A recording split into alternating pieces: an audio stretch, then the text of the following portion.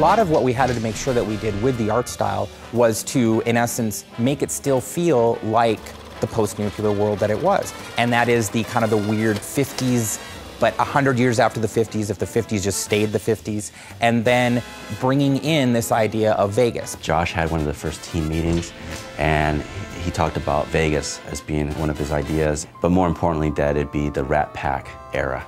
And when he said that, then I was just joyous, because it's just great aesthetics at that time. When we started the game, there were a few things aesthetically that we knew we wanted to do. We wanted to make sure that the architectural style of homes, and as well as the casinos, either reflected 50s style from the Vegas era, or it reflected an even earlier time, more like the settlers of the West.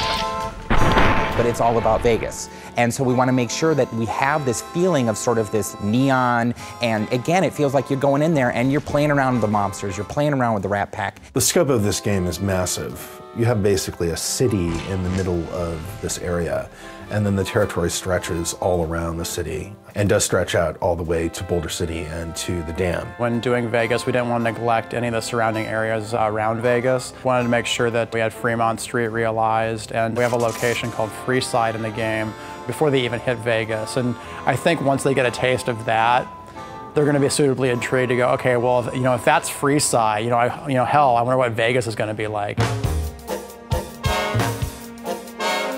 The Vegas that we were representing was really classic Vegas. This is something that dovetails nicely with the general aesthetic of the Fallout series as a whole. Everything to do with the Strip is a big artistic playground. One of the strengths we saw about being able to use Vegas as a location is because all those casinos have their own individual themes. It's like a big amusement park the size of a city.